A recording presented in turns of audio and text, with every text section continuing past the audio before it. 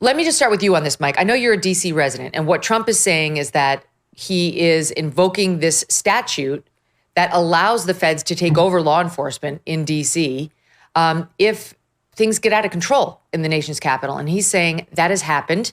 All the DC people seem to prefer crime, saying there's no emergency. Crime is down. We don't need the feds. Oh, great. Enjoy your murders, because they're the fourth in the country when it comes to the number one murder rate. They're number 4. It's really nothing to be celebrating. For them to be in a position to say, we don't need your help, that's absurd. But no one's saying thanks to Trump. They're just criticizing Trump. So what is this really about? This is about President Trump making sure that D.C. does not devolve into a third world Marxist hellhole, which is what has happened in D.C. over the last 5 years. I bought a house in D.C. In the hood when I went to work on the Senate Judiciary Committee. And I'll tell you what, I'm the only white guy on my block, or I was until white liberals just moved in. The black people in D.C. do not like this crime. And guess what? They are the victims of this crime. You have this violent underclass in D.C. who has terrorized the city for the last 5 years. And they've done this since the BLM and Antifa riots and defund the police movements, because the DC police are not allowed to do their jobs. They're not allowed to arrest criminals. When they arrest criminals and take them into the Biden DC U.S. Attorney's Office under Matthew Graves, they're turned away. When they arrest criminals and take them into the DC Attorney General's office for the local crimes, they're turned away. We have a new sheriff in town with President Trump, Attorney General Pam Bondi, Deputy Attorney General Todd Blanche, FBI Director Kash Patel, Dan Bongino, his deputy, Janine Pirro. We have a new mindset with the Trump administration that this is our nation's capital. It is a federal enclave, and we're not going to let local Democrat, incompetent, corrupt politicians destroy our nation's capital. Here's what you get from the Washington Post to try to make the case that this is unnecessary. By the way, still has their little tagline, democracy dies in darkness, under it. Okay, it was very dark during the Biden 4 years, and they were out to lunch, but fine. Quote, they're interviewing residents of D.C. Quote, this is a safe city, but overhearing and witnessing gang threats and then watching the camera footage of the thuggery is disturbing, end quote, said one resident, speaking on the condition of anonymity over concerns of personal safety. This is the best they can do. This guy goes on to say the crowd of teens, it was roaming the streets, this crowd, and appearing to be checking for unlocked cars and things to steal. But everything's super safe. I just need to stay anonymous while I say that so that I don't get murdered or attacked. I mean, Mike, I feel like DC is the beneficiary of the fact that Trump moved there. A very rich and powerful man happened to move there and said, this is not good enough. And my only question in watching Trump talk about this today was, how about the other cities? Because New York is practically still in my backyard. I moved to Connecticut, as you know. Baltimore is absolutely disgusting to the point where we've all been calling it Balta-less for many years. Chicago and its murder rate on the South Side, where blacks are killing other blacks and Hispanics like it's going out of style. The left never says a word about it. They seem fine with that. LA, same.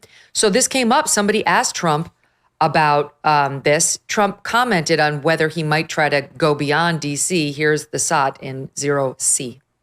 We have other cities that are very bad. New York has a problem.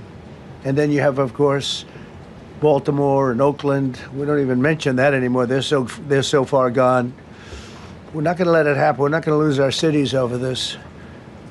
And this will go further. We're starting very strongly with D.C., and we're going to clean it up real quick, very quickly, as they say. Do you expect more cities to follow D.C.'s path if this goes through? So the idea is that Chicago, L.A., San Francisco, would they expect similar action what we've seen in D.C.? I mean, we're just going to see what happens with it all. We're going to have a tremendous success in what we're doing. Other cities are hopefully watching this. They're all watching, just like everyone's watching here. They're all watching, and maybe they'll clean up, and maybe they'll do this and get rid of the cashless bail thing and all of the things that caused the problem. I mean, if you go back, this whole thing with cashless bail is a disaster. So many problems came that we never had So before. So they're watching us today, and if they don't learn their lesson, if they haven't studied us properly, because we're going to be very successful. I have zero doubt about that. It's going to be. It's a question of will it be really fast, like the border. We did a great job. Tom Homan was great. As you know, our secretary did a great job. They did a great job. There's no games. They didn't play games. And we're going to have the same thing here. But then I'm going to look at New York in a little while. Let's do this. Let's do this together. Let's see. It's going to go pretty quickly. And if we need to, we're going to do the same thing in Chicago, which is a disaster. We have a mayor there who's totally incompetent. He's an incompetent man. And we have an incompetent governor there. But when I look at Chicago and I look at L.A., if we didn't go to L.A. 3 months ago, L.A. would be burning like the part that didn't burn. But hopefully L.A. is watching. As much as I'd love to see that, Mike, does he have the legal authority to go beyond D.C.? He has more constitutional power, more constitutional duty under Article 2 to execute the laws of D.C. because it's our nation's capital. It's a federal enclave, and any statute like the D.C. Home Rule Act of 1973 that purports to strip the president of his executive power to enforce our laws in D.C. Is unconstitutional. He can enforce federal laws in other jurisdictions, sovereign jurisdictions across the country and states and local governments. For example, the sovereign state of Illinois and then the local jurisdiction of Chicago. He has less power there than he does in Washington, D.C., but there are still federal laws that the Justice Department can use to prosecute crimes in those cities. He can also use the civil rights laws to take over police departments if he has to, if they're not enforcing the laws in a way that stops racial discrimination. There it is. Honestly, you could make that case right now for Chicago. We saw Eric Holder's DOJ taking over police department after police department, and Joe Biden's DOJ did the same, trying to say that they were racist cops and that the feds had to run these departments now. Well, how is it not racist that, the mayor of Chicago, who is a black man, but seems totally fine watching blacks and Hispanics kill each other at disproportionate rates, while the whites who live on Michigan Avenue are totally fine? I mean, why hasn't somebody gone there and said, you know what, we're taking over? Chicago, the south side of Chicago needs martial law, for God's sake. I have spent time there. I have met with the moms, half of whom who live in this area have a son who's been killed or a son who's in jail, not to mention their brothers and their husbands. So, honestly, if the races were reversed, this already would have happened, Mike.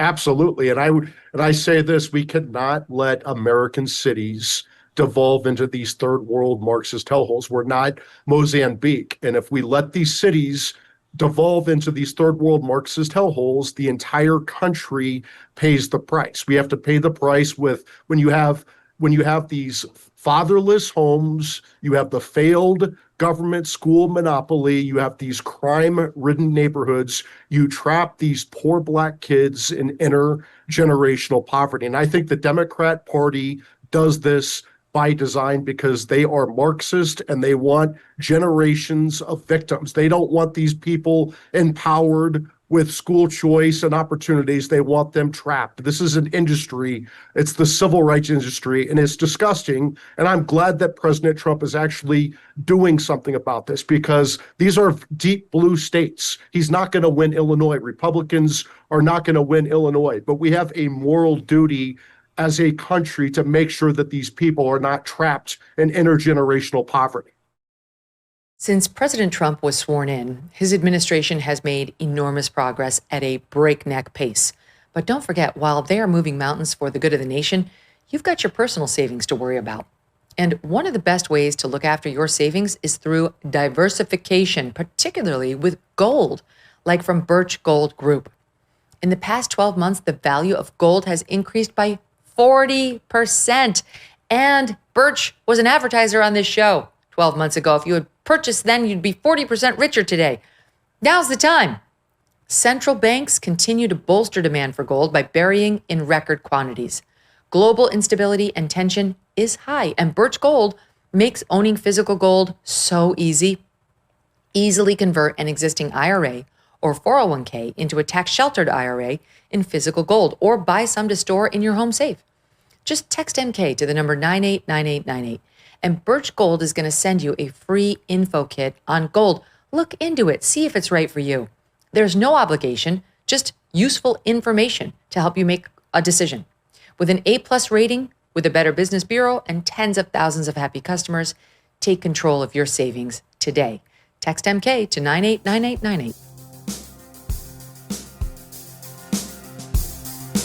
Thanks so much for watching. If you like what you just saw, hit the subscribe button for more clips and full episodes.